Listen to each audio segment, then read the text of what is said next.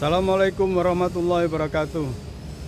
Pemirsa Voi TV yang saya cintai, ini ngerasani KPK. Judulnya ngerasani KPK. Terutama ketuanya Firly Bahuri. Nah, belakangan ini Firly Bahuri semakin ditekan. Rakyat semakin tahu siapa Firly Bahuri. Kasusnya ini yang membuat KPK itu jadi kisruh berkepanjangan. Jadi awalnya dari dicopotnya Brigjen Endar Priantoro, itu Direktur Penyelidikan KPK, dikembalikan ke Polri. Di Polri, Kapolri Jenderal Listio Sigit Prabowo memberikan surat balasan kepada Firly Bahuri bahwa Endar Priantoro tetap ditempatkan sebagai Direktur Penyelidikan KPK karena di Polri sendiri kekurangan tempat untuk jabatan beliau. Makanya dikembalikan ke KPK lagi. Tapi oleh Firly dan kawan-kawannya, para pimpinan KPK, Endar tetap ditolak. Nah, ini yang awal yang membuat KPK itu jadi kisruh berkepanjangan. Endar melakukan perlawanan dengan melaporkan Firly Bahuri ke Dewan Pengawas KPK. Jadi kita tunggu nanti Dewan Pengawas apakah betul-betul independen sehingga menegakkan aturan KPK dengan benar atau tidak, kita lihat nanti. Tapi yang jelas buntut dari protesnya Endar Priantoro, pencopotan Endar Priantoro, dan juga ada lagi Karyoto. Irjen Karyoto yang sekarang menjadi Kapolda Metro Jaya itu dulu juga petinggi di KPK, tapi dicopot oleh Firly, tapi alhamdulillah beliau menjadi Kapolda, dipromosikan menjadi Kapolda. Nah, buntutnya.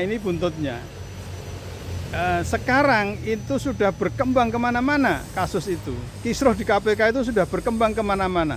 Yang terbaru adalah ditemukannya bukti bahwa ada oknum pimpinan KPK berinisial F yang diduga membocorkan dokumen rahasia hasil penyelidikan KPK.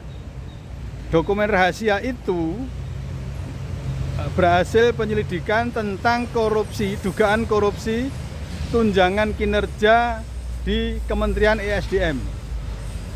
Ini ada bukti berupa videonya, meskipun pendek hanya beberapa detik, tapi dari video itu kelihatan bahwa petugas KPK berdialog menanyakan temuannya bahwa ketika petugas KPK menggeledah ruangan salah satu pejabat di ESDM, itu ditemukan ada dokumen yang mestinya tidak berada di situ karena hasilnya ada, itu dokumen itu isinya hasil penyelidikan KPK terhadap kasus yang dilaporkan.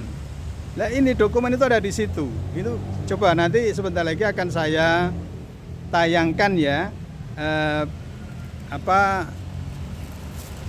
rekaman itu. Kita lihat itu bukti nyata bahwa ada pembocoran di situ. Nah, siapa oknum F? Anda bisa tebak sendiri. Oh, ini yang saya cerita tadi nih. Dari sini nih, dosa ini.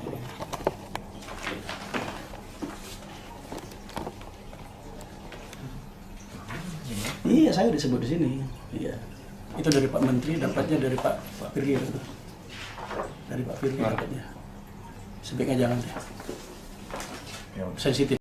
Nah, saudara, itu adalah bukti kuat, konkret bahwa memang terjadi upaya membocorkan dokumen hasil penyelidikan KPK yang mestinya dokumen itu rahasia, itu diberikan kepada instansi yang sedang diselidiki.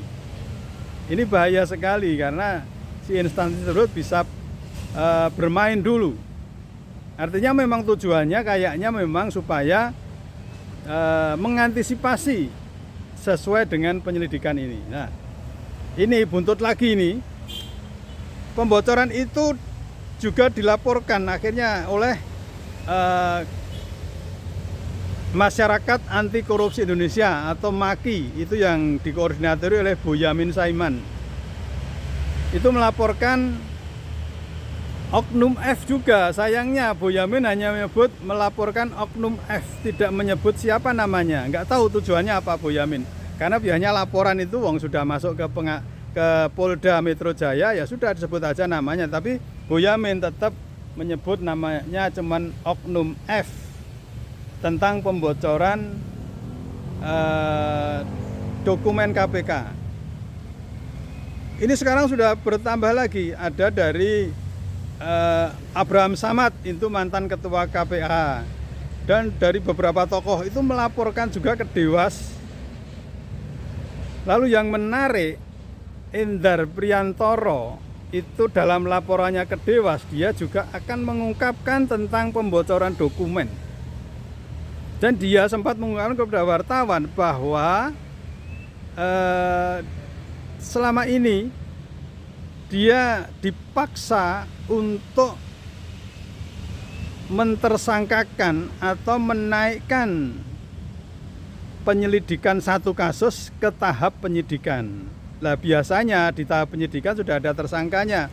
Tapi Firly Bahuri, ketua KPK, meminta Endar untuk menaikkan ke tahap penyidikan meskipun tidak ada tersangkanya. Akhirnya Endar dipecat karena beliau tidak setuju dengan langkah ketua KPK tersebut. Jadi itu kisruh di KPK itu luar biasa.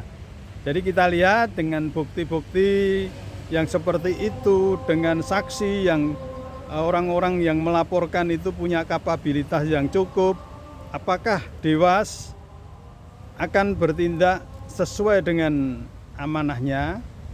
Dan Polda, kalau Kapolda Metro Jaya Karyoto, ya Irjen Karyoto itu sudah menanggapi, dia merespon laporan MAKI untuk kasus itu dan sekarang sedang menelaah kasus itu, laporan itu untuk sebelum ditindaklanjuti ke tahap penyelidikan lalu penyidikan. Jadi kita tunggu perkembangan dari episode KPK. Assalamualaikum warahmatullahi wabarakatuh.